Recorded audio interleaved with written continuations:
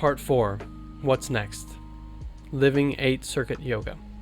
Here I'll talk about how we can use 8-circuit yoga to root our personality in something deeper than the status quo, to transform the mundane world into something fresh and new, and redefine our experience of what it is to be human. Rooting the personality in something deeper than the status quo requires us to become aware of the higher circuits, and then consciously activate them. When we do so, our understanding of what it is to be human changes. It expands. In Jungian terms, this process is called individuation, and as the name indicates, is highly personal. But I want to be clear that this isn't about individuality as we typically understand it. Status quo individuality is about strengthening the story of me in order to improve our social status game playing. Jungian individuation and 8-circuit yoga is about exploring inner landscapes in our experiences of the world around us, so that we can tap into an inner source of inspiration. This brings novelty into culture and society. How this is done varies from person to person. The end result, the characteristics of one's transformed personality, and how the personality will express itself in society cannot be predicted in advance. Anyone who tells you that they know what the end result of this process will be is misleading you. On the left is a visual representation of how dull and gray a status quo life can be. The pleasures found in the status quo are mostly tied to societal power, status, and manipulation games. We use people, objects, and situations to feel good. In circuits 1 to 4, environmental imprints and genetic predispositions are your masters. Limiting your humanity to the status quo is a waste of potential. In the words of Peter Kingsley, "We are the seeds of so much. Human existence is nothing but the divine life unlived." End quote. Marie-Louise von Franz says that the individual requires an inner experience of the transcendental if he is to hold his own against the physical and moral power of the world. Otherwise, he succumbs to it. End quote. On the right is a visual representation of life with all 8 circuits activated and integrated in a healthy fashion. This is a life with full knowledge of the cart rider and the ox.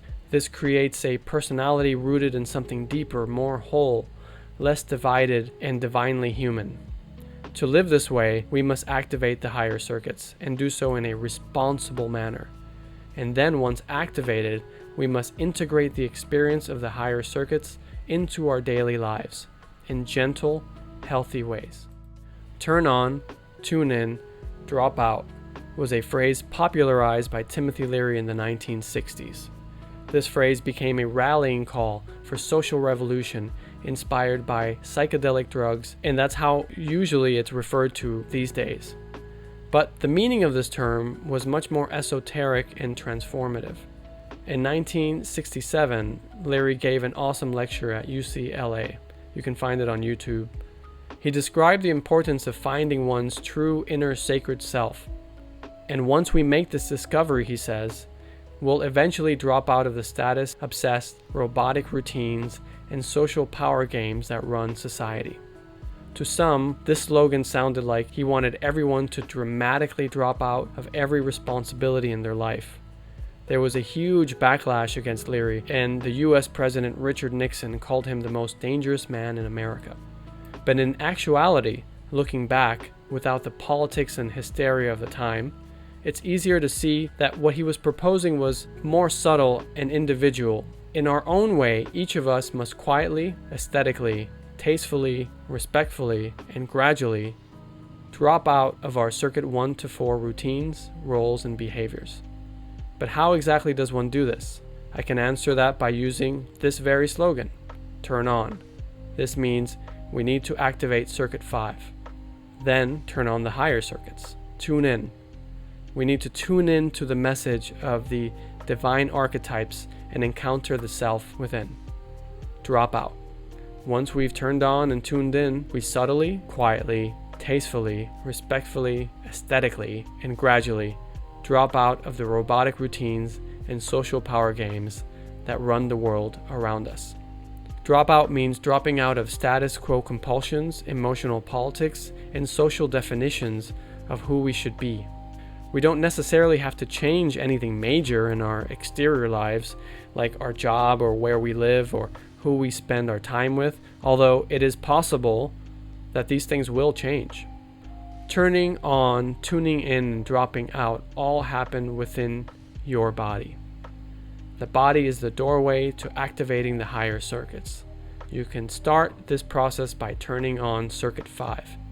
Increase your awareness of the body's sensations and awareness of the thoughts that arise in the intellect. Some of you may remember the Pixar film WALL-E, where people in the future are glued to their screens. They go about their entire life totally tuned into their screens. They eat without awareness of what they're doing. They're so caught up in the status quo and in their Circuit 1 to Circuit 4 imprints that they even forget how to walk. And this happens to a lot of us. We go through life disconnected from our own bodies. It's almost like the sensation of being embodied has been shut down.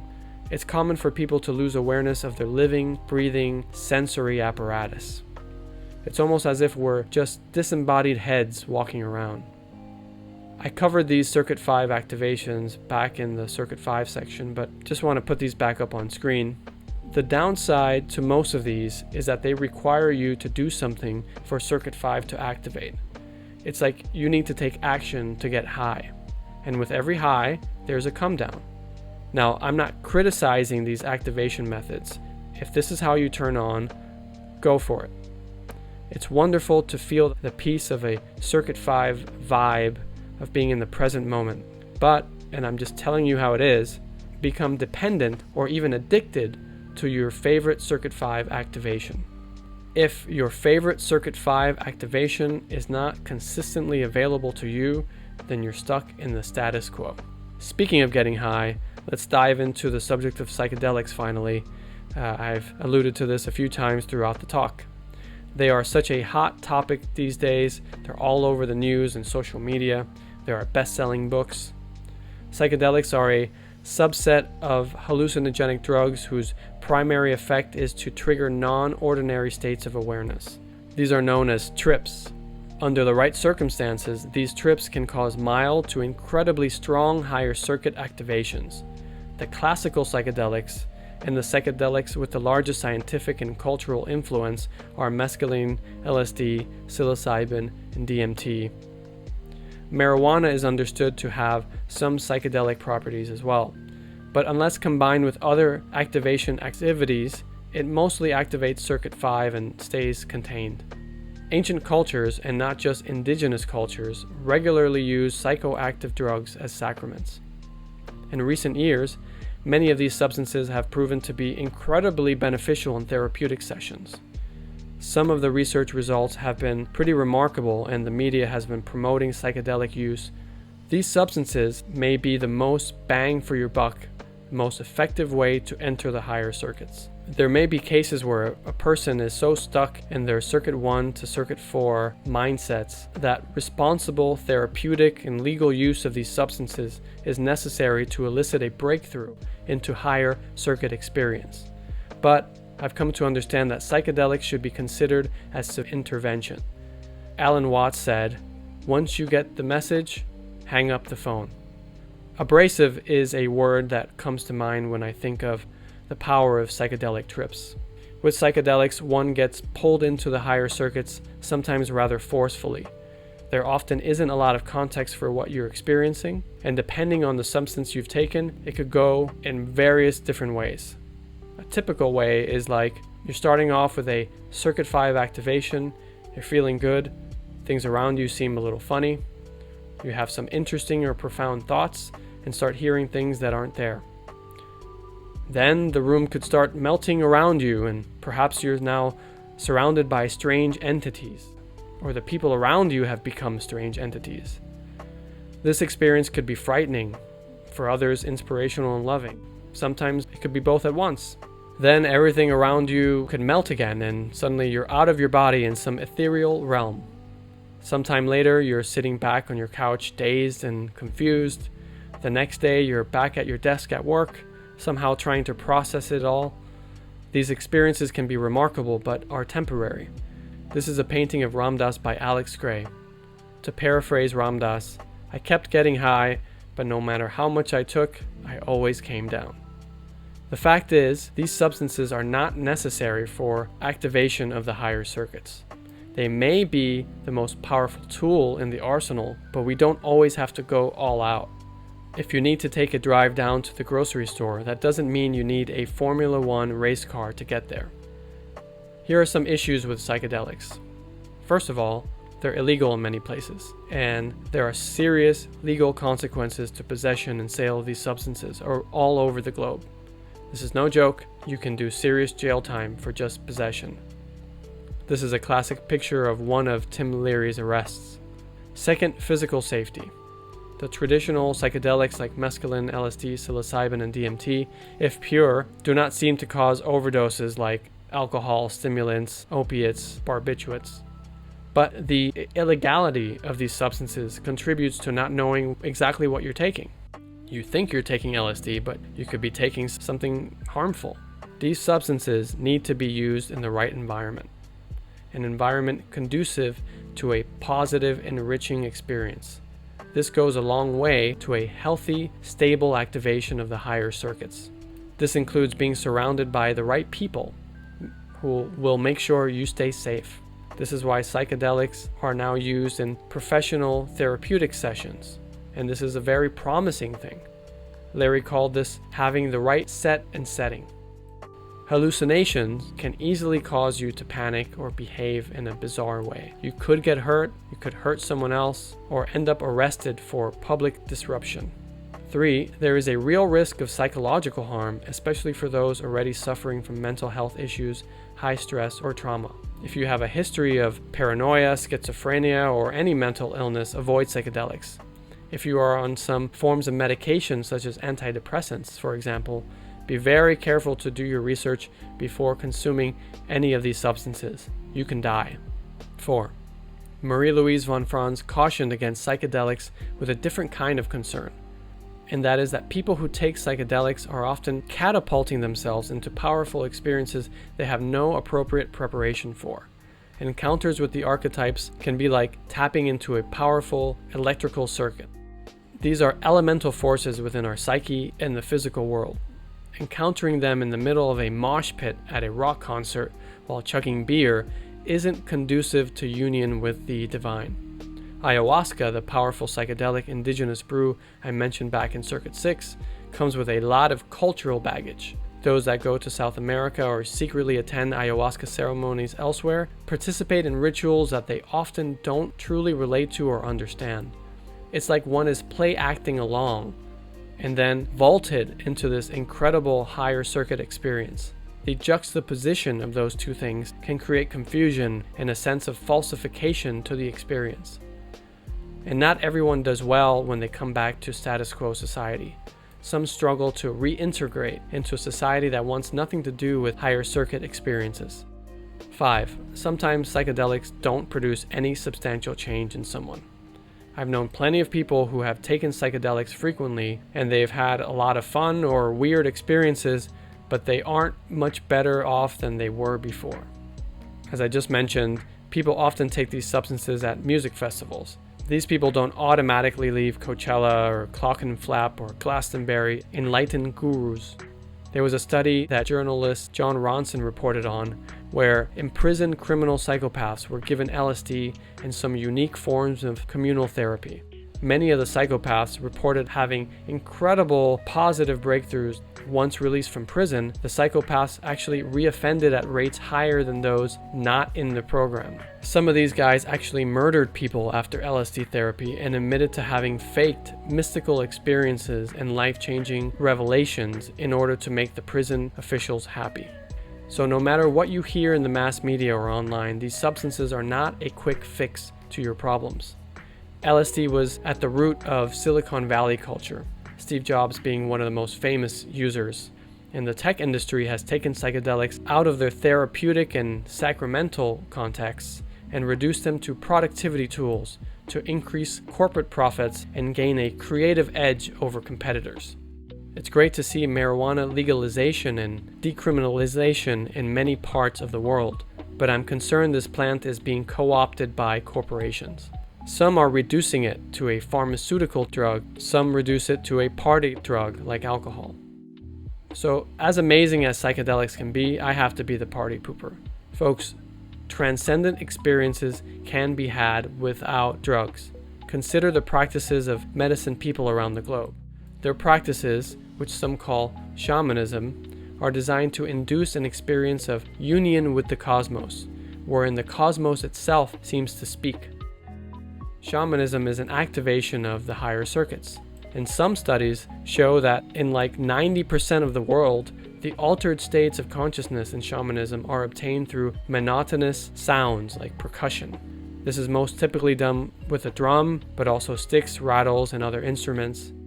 This also involves dancing. Only in a few of the indigenous cultures studied have medicine workers use psychedelic drugs. But, as with any scientific finding, this could be disputed.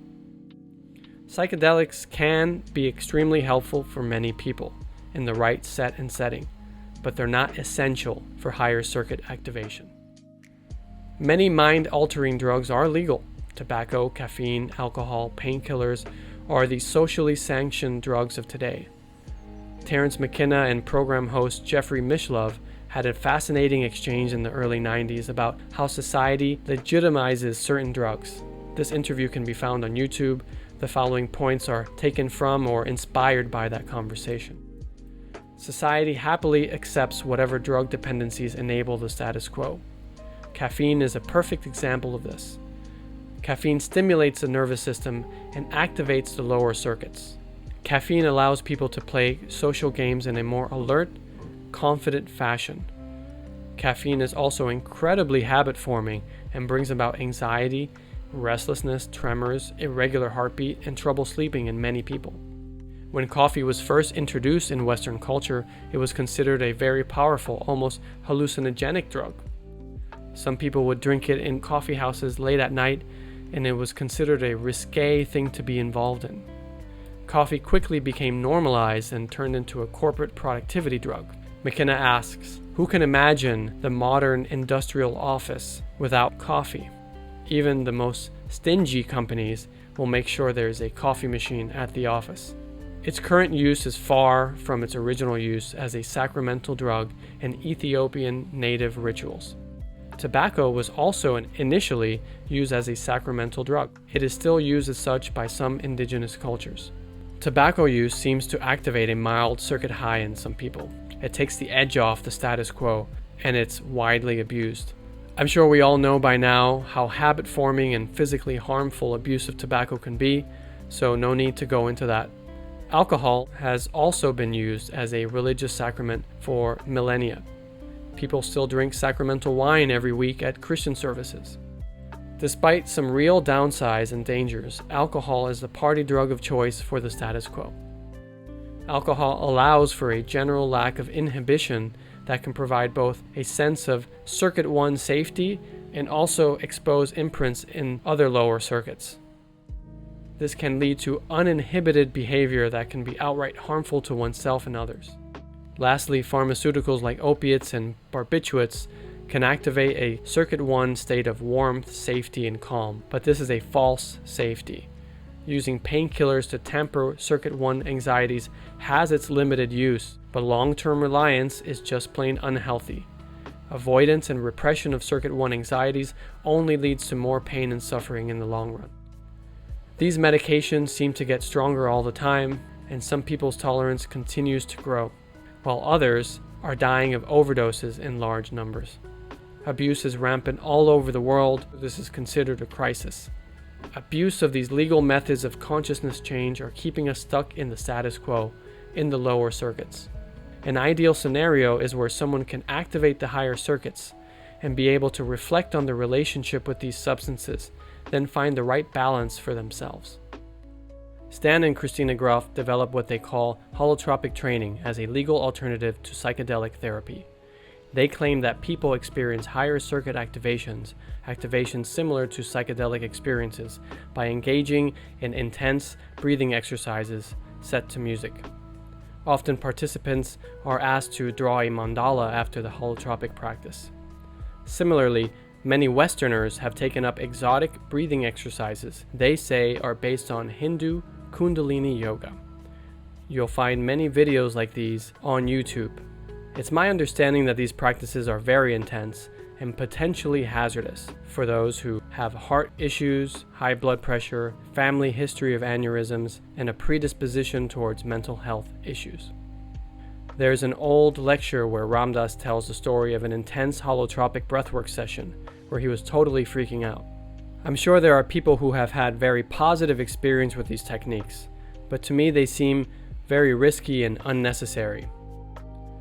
Some people are so sick of the culture they've grown up in, the culture that shaped their status quo personality, that they decide to start over and either create a new culture from scratch or become an adoptee of another. The 1960s kicked off a wave of Westerners who explored new religions or practices like ceremonial magic in an effort to change themselves for the better. I'm someone who has explored different religious traditions and have been enriched by doing so. But as the saying goes, there's no such thing as a free lunch. Taking on more cultural baggage without a proper higher circuit activation can just cause more trouble and confusion in our lives.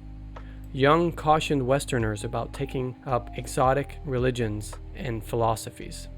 He said, people will do anything, no matter how absurd, to avoid facing their own souls.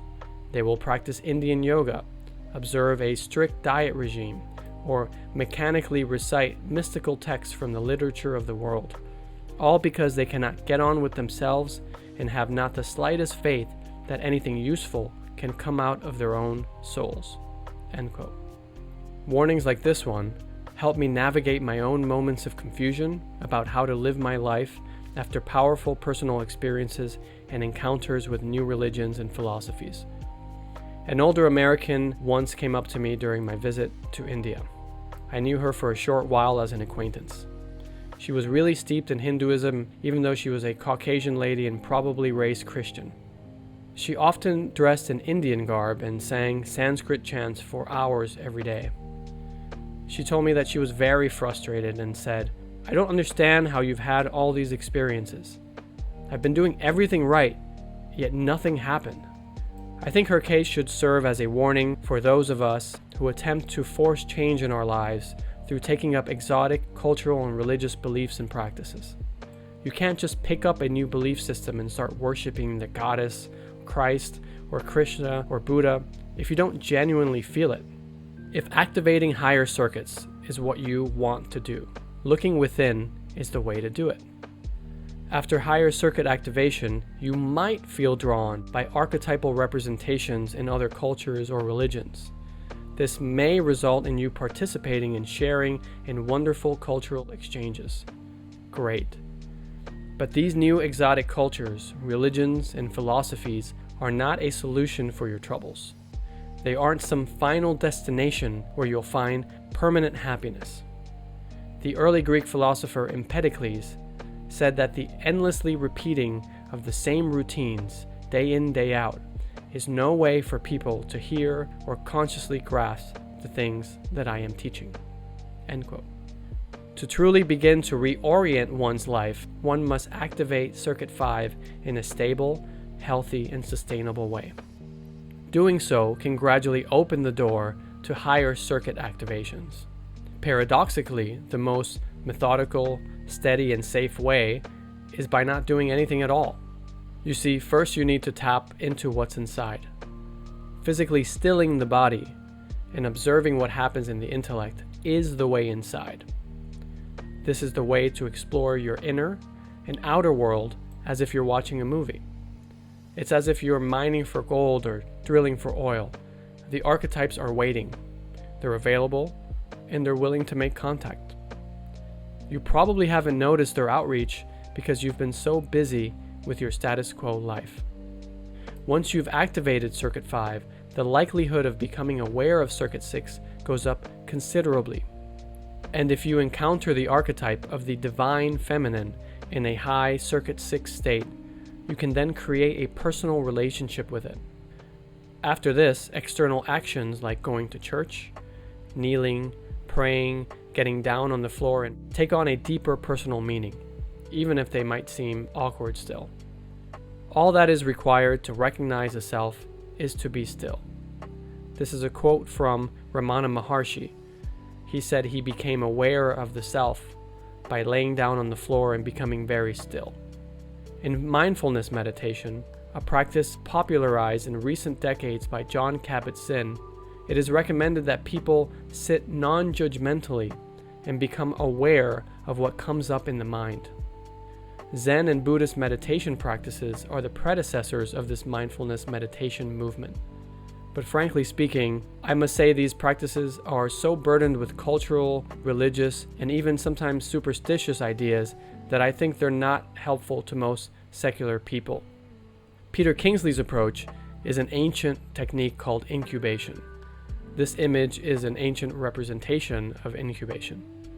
In incubation, you lay quietly very still, undisturbed, sometimes asleep, but other times still awake. If awake, you allow unconscious thoughts and images to rise in your conscious awareness.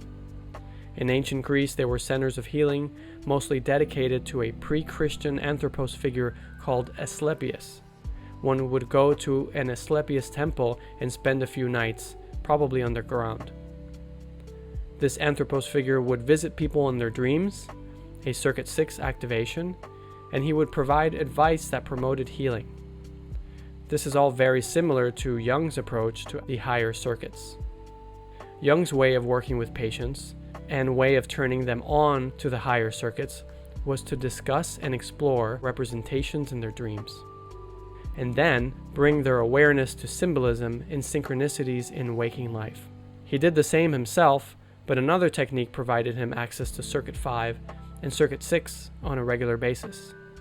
Jung said, "I have always tried to make room for anything that wanted to come to me from within." This is what he called active imagination. He would sit quietly, I believe mostly at night, with no distractions. He'd center his attention onto his body and observe what thoughts and images came up in his psyche. As discussed in the section on Circuit 6, sometimes he'd have elaborate Circuit 6 activations he called fantasies, and he'd interact with seemingly autonomous entities. Von Franz says that the active imagination process consists of, quote, suspending the critical faculty and allowing emotions, affects, fantasies, obsessive thoughts, and even waking dream images to come up from the unconscious, end quote. There are undoubtedly other traditions that utilize stillness as a transformational tool. I just mentioned a few. The point I'm trying to make here is that a healthy, stable Circuit 5 activation doesn't come about by you going out into the world to do something. Writer and Jungian analyst Jean Shinoda Bolen described the situation in food terms. Everyone is a sandwich. Each of us is caught in the middle, seemingly pressured by two forces. The top slice of bread represents the powerful forces in what we consider to be the external world. Here you have cultural imprinting, cultural stereotypes that influence our personality and behavior. If we take this world as the only truthful world, we will become limited by what our culture says we can be. The bottom slice of the sandwich, you have the powerful forces acting on us from what we consider to be the inside subjective world of the psyche. These are the archetypes. They influence us whether we know them or not, regardless of what name or particular cultural representation we have of them. We are confronted by a choice. We can be constantly acted upon by all these forces, or we can choose to become aware of the forces that are operating in us and on us. Only through this awareness can we act in ways that are aligned with the Tao, the river of life. The importance of moments of solitude cannot be understated. In solitude, we can experience the self. We can look at the archetypes as partners we can call upon in both the external world and the internal world, since they're both two sides of the same coin, the unus mundus. According to the creator of the concept of flow, silence and alone time is required to activate and sustain flow. To activate a more consistent experience of Circuit 5 flow in our lives, we need to routinely create space by stopping our constant activity and learning and practicing how to be still. The late David Hawkins, an American spiritual teacher, said, "You cannot force the sun to shine brighter than it is. What you do is remove the clouds." And that quote is a great summary of the awareness-building approach described in Sit With It, A New Paradigm for Living. This is the short ebook I wrote a few years ago. There's no talk of religious symbolism, mythology, or psychology. It's a very practical book about how we can reduce our compulsions for pleasure and power-seeking in the world by simply sitting quietly without distractions once a day.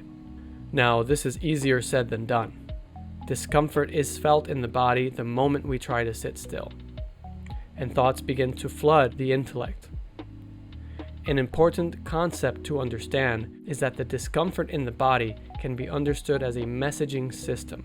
It wants to get our attention like a fire alarm or like a car alarm. As the discomfort increases, thoughts arise in our awareness.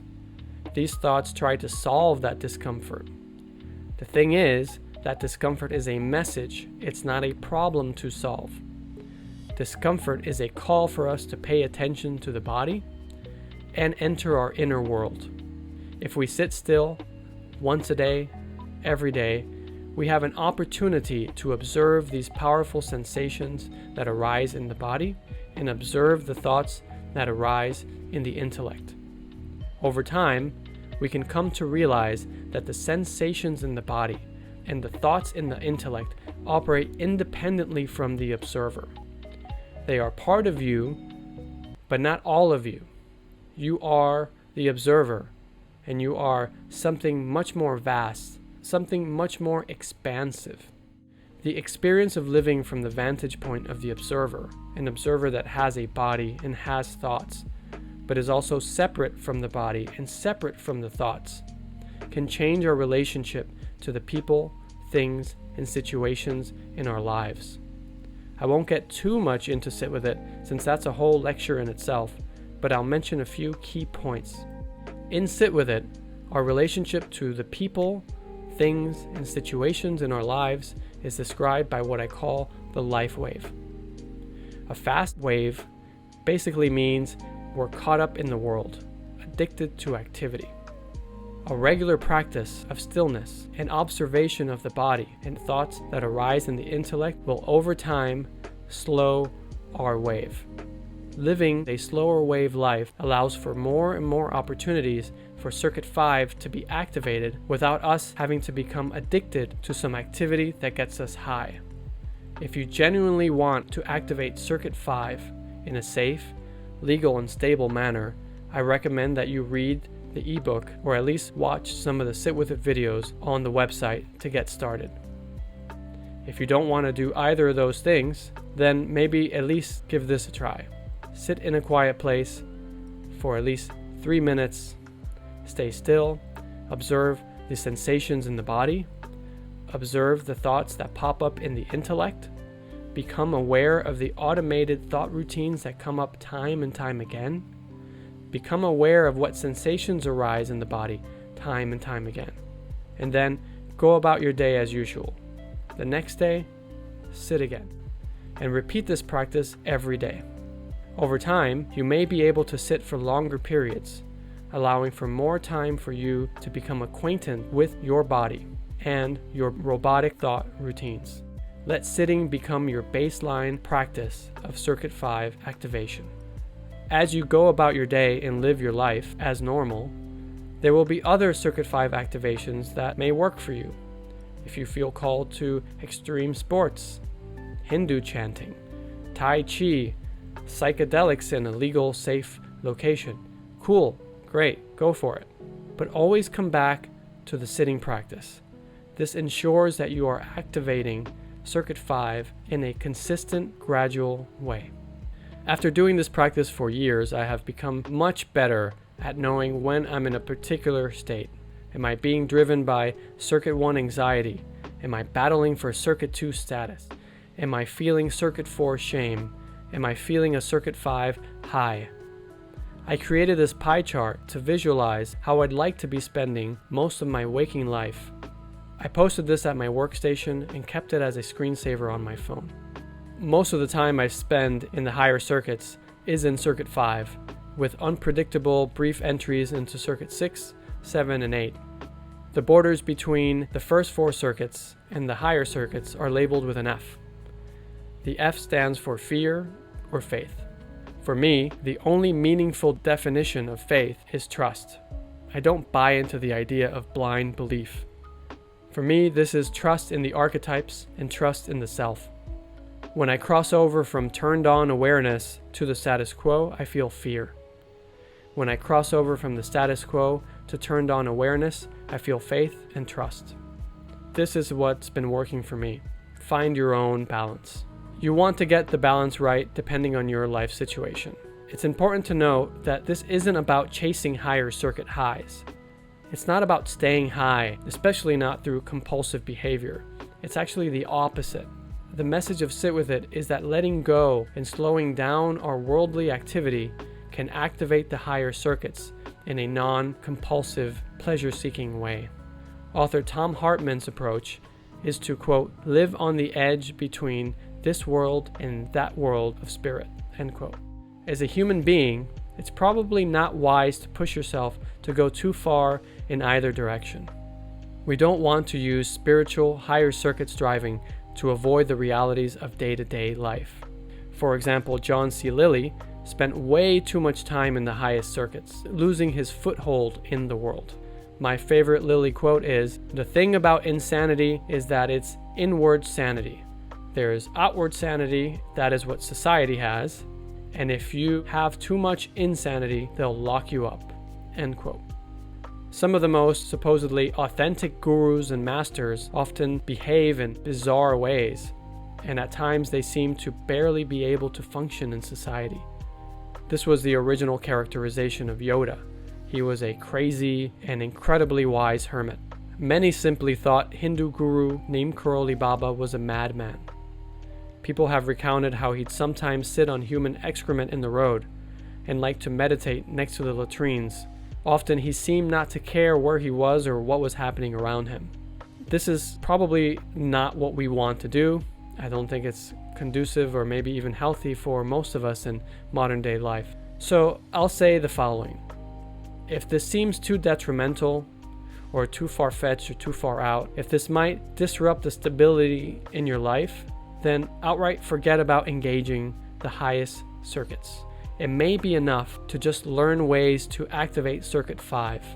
It may be enough to acknowledge and become aware of circuit 1 through 4 imprints from a circuit 5 perspective, and just kind of stop there.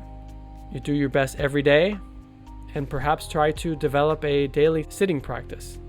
Billions of people have lived without awareness and active engagement of circuit 6 through 8, so there's no shame in that choice if that's what feels right to you. And with that, we've reached the end of this talk. I'm available for one-on-one sessions, which I call Inner Wisdom Consulting. Again, I want to clarify I'm not an expert or role model, but I am here to help.